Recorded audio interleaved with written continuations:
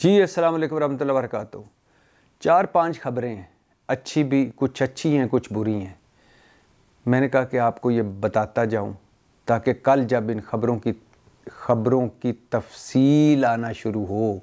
या ये खबरें आपके सामने खुल कर आएँ या ये खबरें आप तक पहुँचें अपनी तमाम डिटेल्स और तफसीलात के साथ, तो आपको कम से कम पहले से इसका आइडिया हो। उनमें एक ख़बर तो ये है कि इस्लामाबाद में इस वक्त अफवाहें गर्दिश कर रही हैं कि और वीडियोस और ऑडियोज़ और वीडियोस आ सकती हैं, स्पेशली ख़ास तौर पर ऑडियोज़ की, और ये भी वैसी ऑडियोज़ होंगी जैसी अहम लोगों की ऑडियोज़ होती हैं। बातें तो बहुत हो रही हैं कि फ़लाँ की ऑडियो होगी, फ़लाँ की ऑडियो होगी, लेकिन मैं अभी इसलिए नाम नहीं बता रहा कि हो सकता है इसमें से जो मैं नाम बताऊं उनमें से कई की नाम आए तो फिर एक अजीब सी सिचुएशन बन जाती है कि नाम कोई और था, ऑडियो किसी की और की आ गई। लेकिन काफ़ी सहाफ़ी,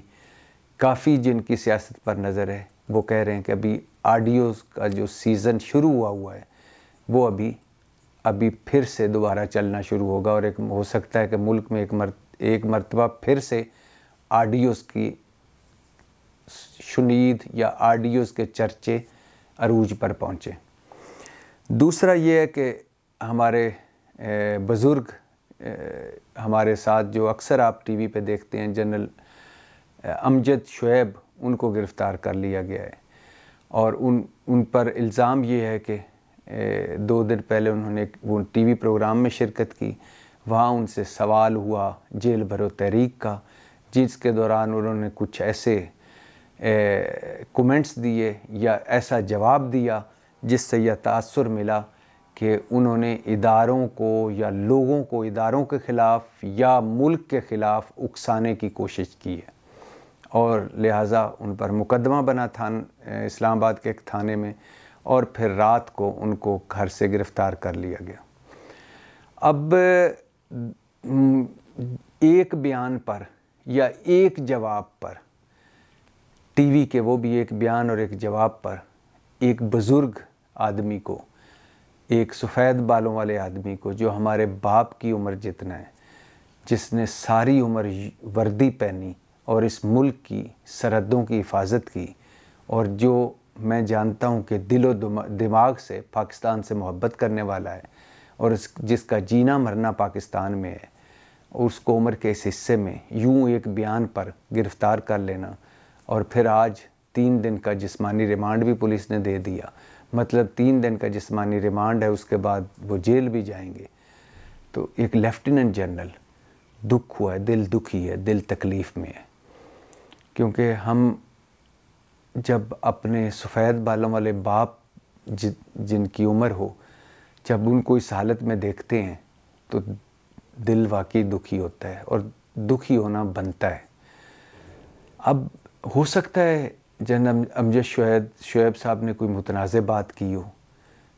हो सकता है कि उन्हें ये बात नहीं करनी चाहिए, ये भी हो सकता है कि वो ना करते तो अच्छा था। लेकिन जैसा कि कहा कि एक बयान पर, और वो भी टीवी के एक प्रोग्राम में एक जवाब पर, ये अमल दरामद या ये एक्शन या ये नतीजा, दिल वाकई दुखी है। इस वक्त उन पर, उनके ख़ानदान पर मुश्किल वक्त है। ज़ाहिर है जिसने सारी उम्र सफ़ेद पोशी में गुजारी हो, या वो लोग जिनके पास से इज़्ज़त के अलावा कुछ ना हो, उनके पे बड़ा मुश्किल वक्त होता है। तो अल्लाह ताला उनकी फैमिली को, उनके ख़ानदान को, उनके दोस्त अहबाब को हिम्मत, हौसला दे, और ये वक्त, मुश्किल वक्त उनके लिए आसान करे, और जनरल अमजद शुएब साहब के लिए दिली दुआएं।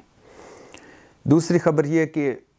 जैसे कि जो ही चेयरमैन नैब इधर से गए, उन्होंने इस्तीफ़ा दिया ये कह कर कि मैं ना दबाव बर्दाश्त नहीं कर सकता, किसी के कहने पर ना कोई नया केस बनाऊंगा, ना किसी के कहने पर कोई नया केस ख़त्म करूंगा, और इसको छोड़ दो या इसको पकड़ लो, मैं किसी की डिक्टेशन नहीं लूँगा। और ये कहकर चेयरमैन नैब ने इस्तीफ़ा दिया, नैब से निकले और उधर इमरान खान, फवाद चौधरी, परवेज़ खटक, शाह महमूद कुरैशी, बुशरा बीबी और उनके ख़िलाफ़ नोटिस जारी हो गए और उनको कहा कि आप नैब में पेश हों।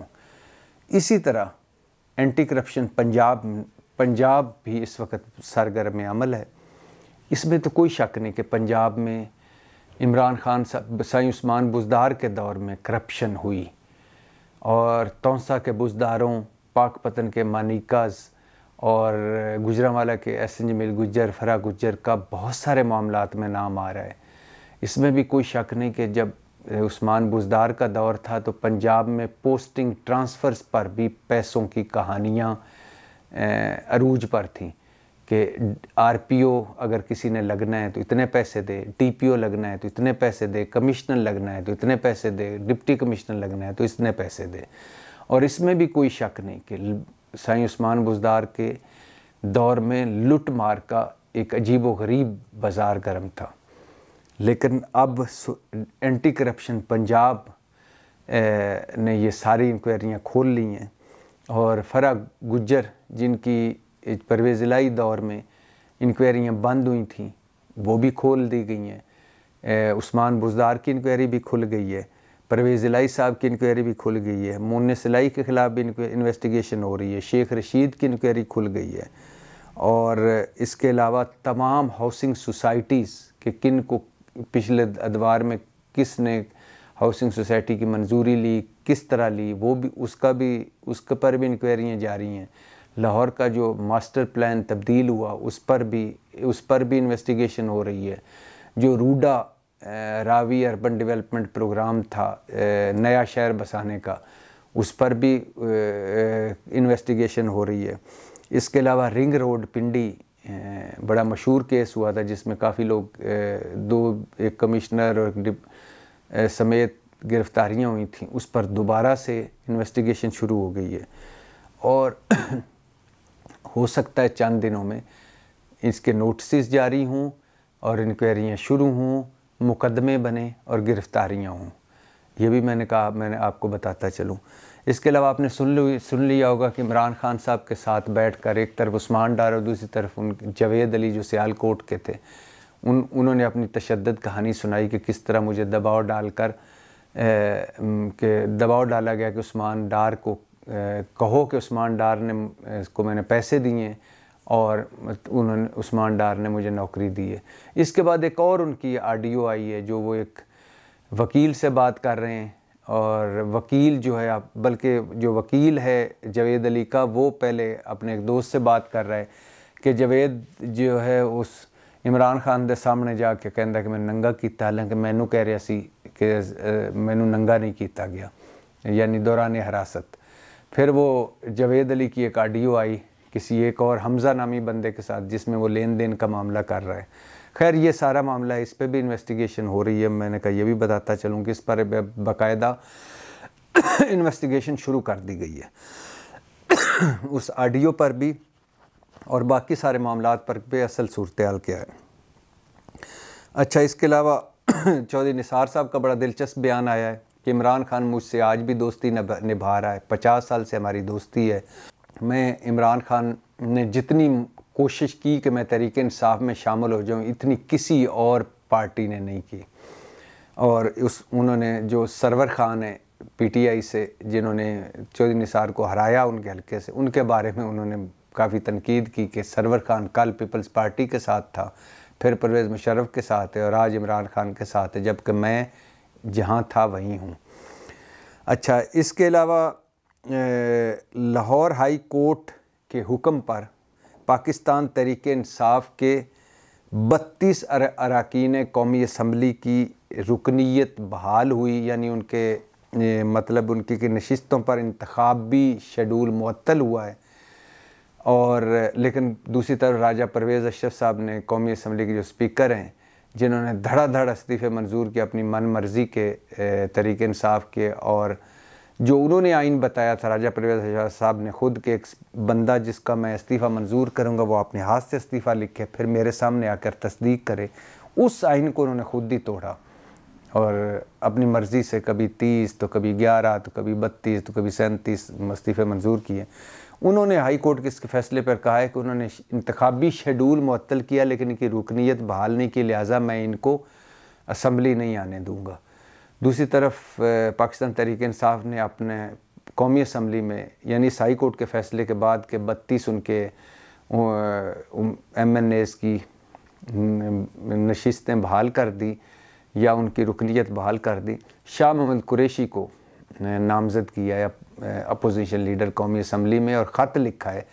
कि अब जो चेयरमैन नैब अगला आएगा या लगाया जाए, शहबाज शरीफ लगाएगा, तो उसमें वो मुशावरत शाह मोहम्मद कुरैशी से करे, राजा रियाज से नहीं, क्योंकि हमारे मेंबर जो हैं वो ज़्यादा हैं राजा रियाज से। तो अब राजा रियाज उनके बकौल अपोजिशन लीडर नहीं रहे।